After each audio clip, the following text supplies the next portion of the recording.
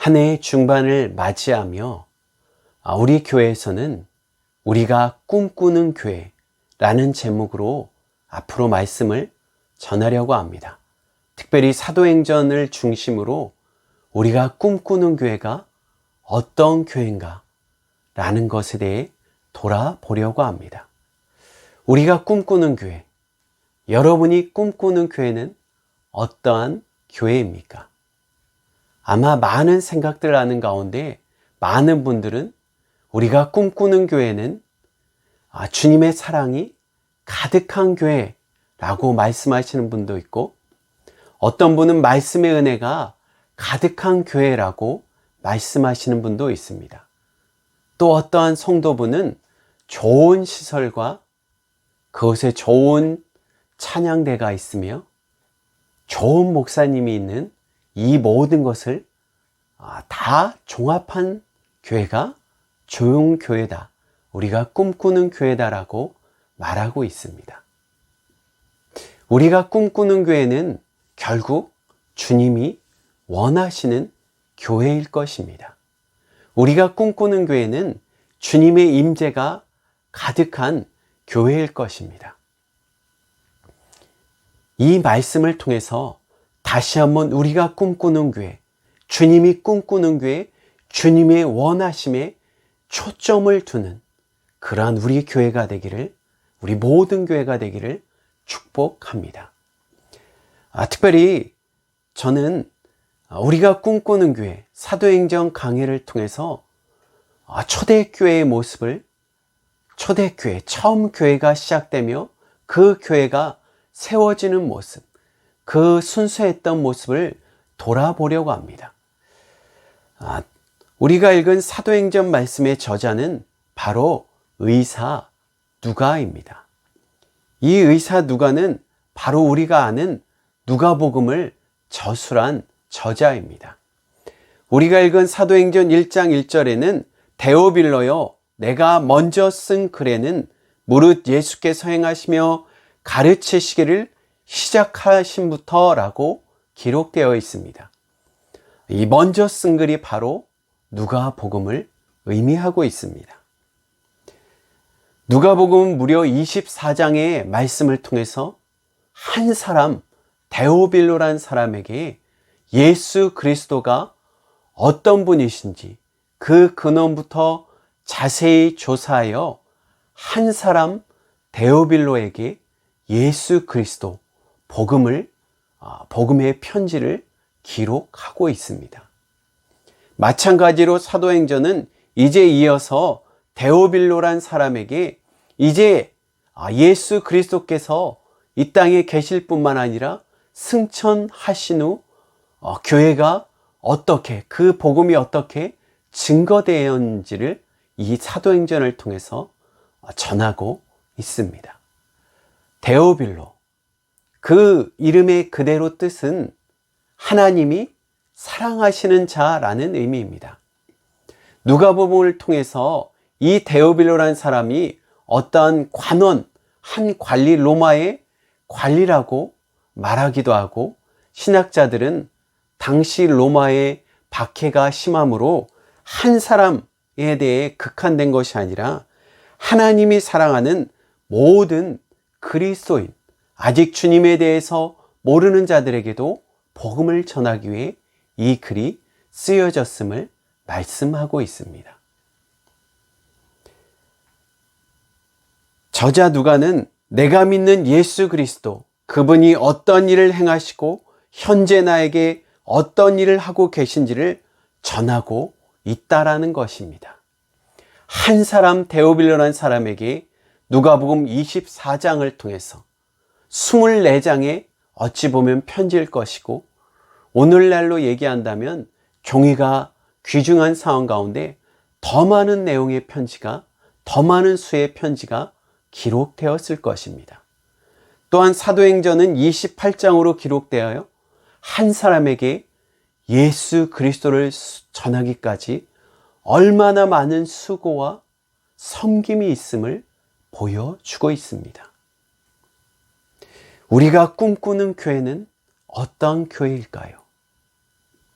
주님이 원하시는 교회, 그것은 그 교회는 바로 한 영혼, 한 사람에게 복음을 전하기 위해 최선을 다하는 교회일 줄 믿습니다.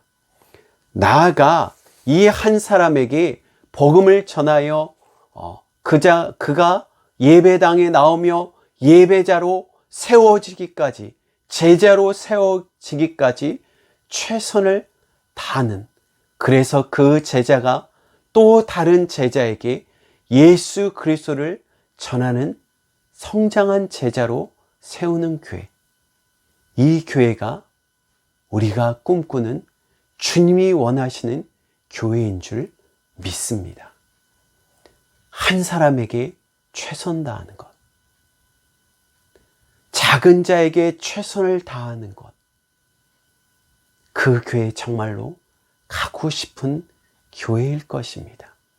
작은 자에게 최선을 다한 자에게 마치 1달란트 맞은 자에게 1달란트 받은 자가 최선을 다하여 넘겼을 때 주인의 기쁨은 아마 더 클 것입니다. 많이 맡겨진 자의 뿐만 아니라 작은 것에 충성한 자에게 착하고 충성된 종이라고 말씀하신 것처럼 한 영혼, 어찌 보면 세상이 무시하는 자 같은 자를 최선 다하여 섬김을 통해 그 영혼이 주님 앞에 얼마나 소중함을, 얼마나 귀중한 존재임을 깨닫게 하는 교회, 그 교회는 정말로 행복한 교회일 것입니다. 교회의 가장 큰 목적과 그 방향은 무엇일까요? 착한 일을 많이 하는 것, 어려운 자를 돕는 것, 네, 그건 역시 교회의 한 모습일 것입니다. 지역사회에 큰 역할을 하는 교회, 지역사회에 큰 영향을 미치는 교회, 그것도 중요하지만 교회의 가장 큰 목적, 교회가 그 지역에 세워진 가장 큰 목적은 바로 한 영혼을 주님께 드리는 것일 것입니다. 한 영혼이 주님께 돌아왔을 때 마치 100마리 양, 99마리 양이 우리에 있지만 잃어버린 한 영혼을 찾기 위해 나가는 주님의 모습. 언젠가 설교를 통해서 말씀드린 것처럼 99마리의 양이 잃어버린 한 양을 외면하며 그에 대해 질투하는 것이 아니라 잃어버린 그 한 양조차도 귀히 여기는 목자를 봤을 때, 잃어버린 영혼이 바로 나 자신 그 한 사람이라면 우리는 그 주님에 대해서 얼마나 감사하고 기뻐할까요? 저는 잠시 어렸을 때를 생각하게 됩니다. 중학교 때 학생회 때 목사의 아들로 방황하며 나쁜 말도 하고, 누가 보면 정말로 나쁜 일은 아니지만 그러한 때 저 한 사람에게 정말로 찾아와 주고, 제가 뭐라고 해도 찾아와 주고, 때로는 힘들 때 다가와서 위로해 주시는 한 분. 내가 아무것도 아닌 것 같은데 나를 소중히 여기시는 분. 그 사랑을 입었기 때문에 저 역시 학생회를 할 때, 장애 사역을 할 때 한 사람에 대해서 꾸준히 찾아가는 모습을 배워서 그대로 흘려갔던 기억이 납니다. 때로는 한 사람에게 보내는 메시지가 아무것도 아닌 것처럼 보이지만 그 말씀이 정말 내 영혼의 혼과 영과 관절과 골수를 찔릴 정도로 내 모든 마음을 알게 하며 그 말씀에 눈물을 흘리며 회개했던 기억이 납니다. 또한 나의 찾아감이 교육자로 어찌 보면 당연한 거라고 생각할 때가 많거든요.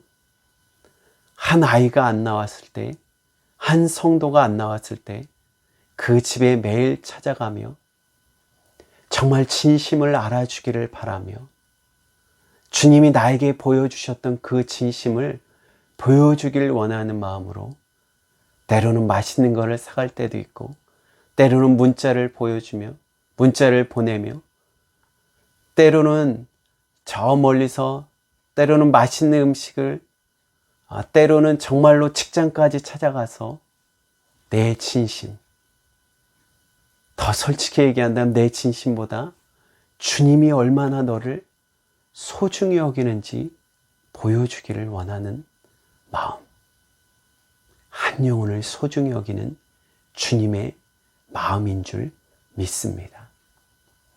저는 교회를 세우면서 가장 제 중심으로, 제 마음의 슬로건으로, 목회 철학의 가장 기본적으로, 가장 핵심으로 여기는 그 한 가지가 있습니다. 그것은 바로 진심은 진심으로 통한다는 것입니다. 다시 말씀드리면 진리는 통한다 라는 말씀입니다. 주님의 마음으로 진심으로 섬겼을 때, 진심으로 어떻게 보면 세상이 손가락질하며 세상이 놀리며 세상이 왕따시키며 세상에 아무것도 아니라고 하는 사람에게 진심으로 섬겼을 때 그 영혼이 돌아오는 기쁨,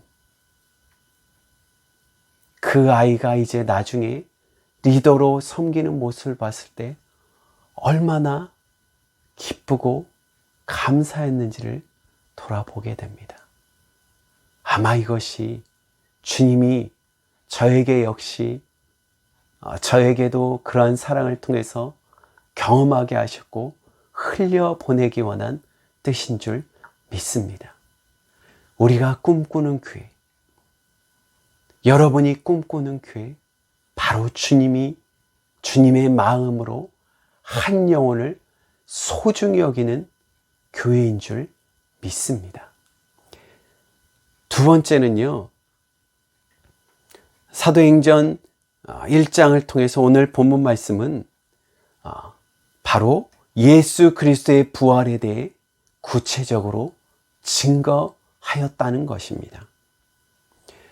1장 2절, 그가 택하신 사도들에게 성령으로 명하시고 승천하신 날까지의 일을 기록하였다라는 것을 누가복음을 통해서 그가 말씀하였고, 3절 말씀에 그가 고난을 받으신 후에 또한 그들에게 확실한 많은 증거로 친히 살아계심을 나타내사라고 기록하고 있습니다.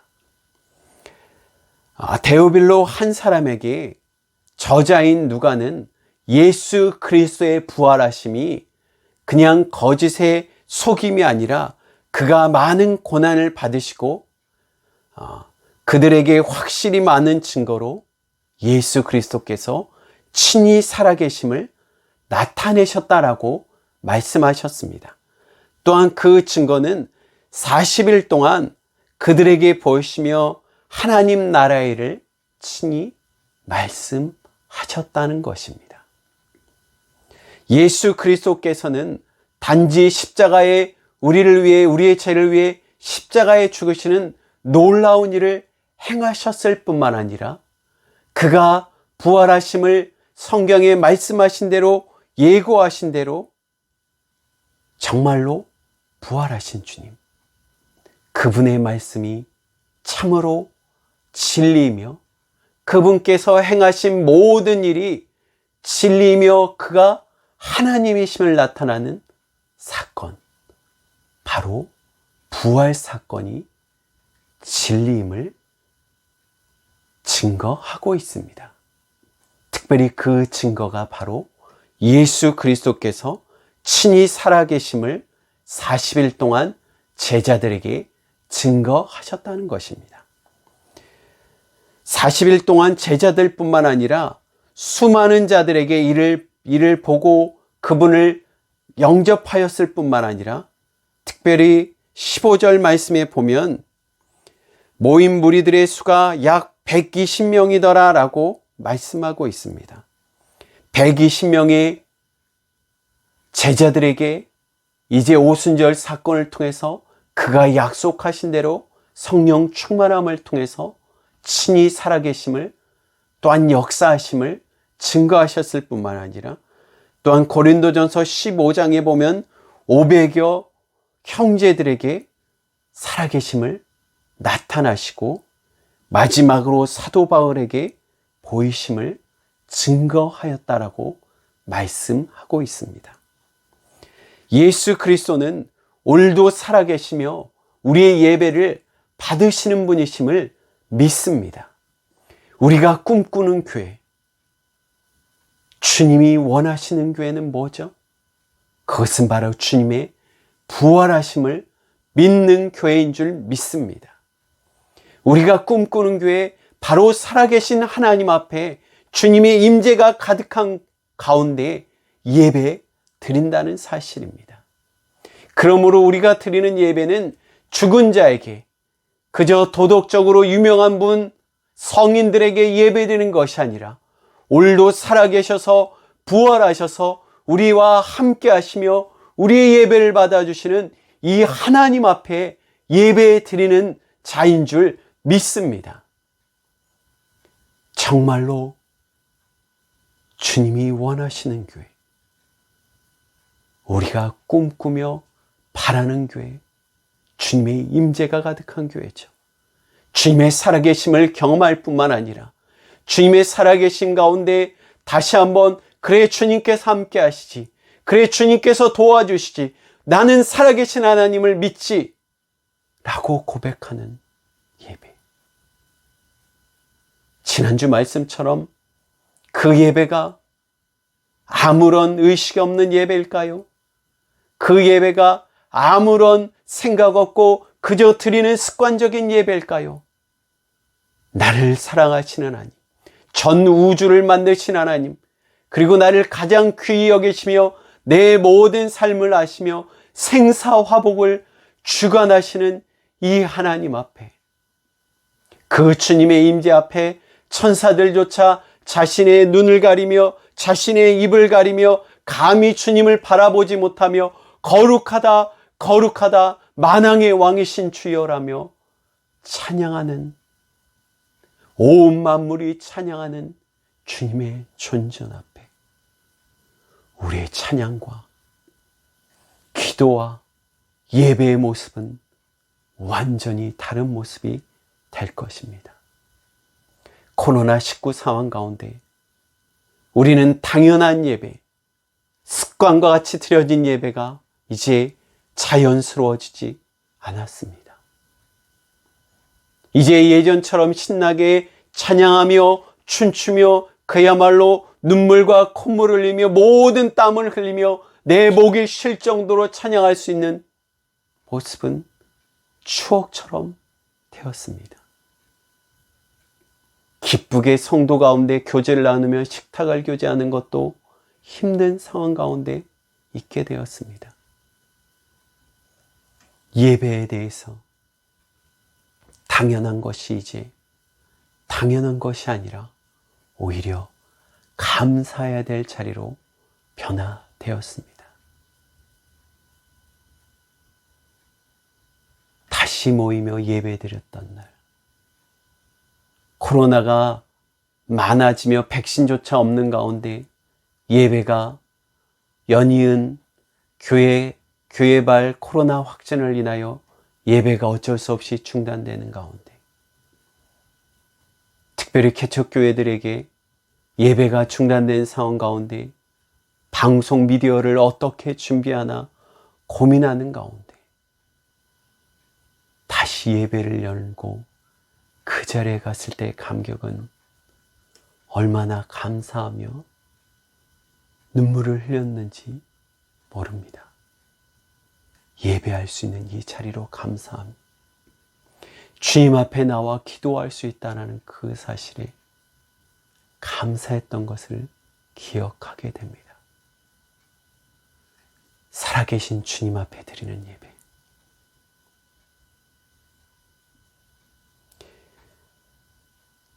정말 주님이 원하시는 교회가 그것이 아닐까요? 죽은 하나님이 아니라 살아계신 하나님 앞에.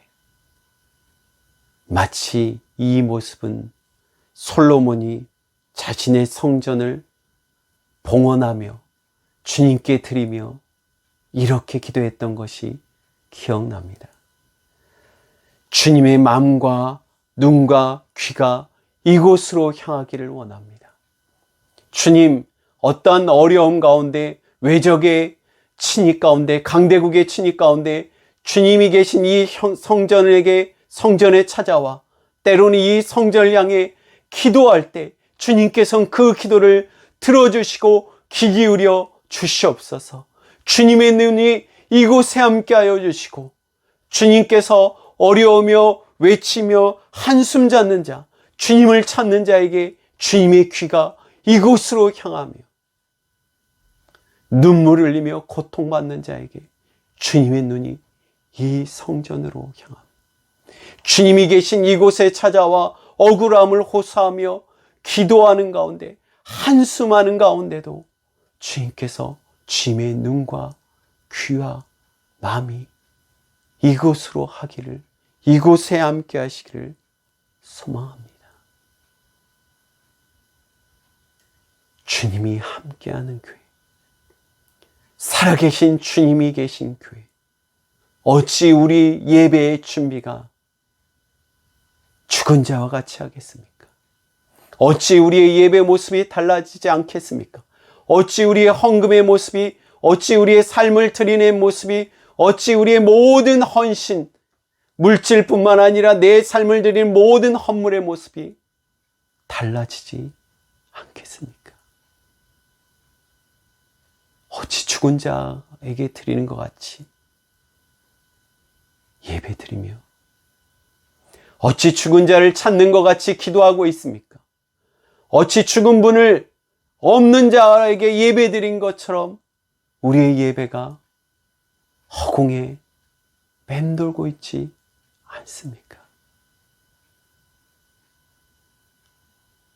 하나님은 오늘도 살아계시며 부활하신 주님은 오늘도 우리의 예배를 받으시며 이 예배 가운데, 이 예배를 듣는 모든 자의 마음에 성령 하나님께서 역사하실 뿐만 아니라 살아계신 하나님이 우리의 영혼의 떨림과 울림을 통해서 오늘도 우리를 이끌어 가시며 우리의 삶을 다스리심을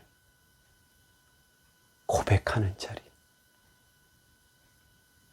말씀을 마치며 기도하는 가운데 우리의 중심으로부터 다시 한번 진심을 토하는 살아계신 하나님 앞에 예배드리는 그러한 교회, 또한 한 영혼을 소중히 여기며 그 영혼에게 내 모든 진심을, 주님께서 나에게 주신 모든 진심의 마음을 흘려보내는 그런 교회, 우리가 꿈꾸는, 주님이 원하시는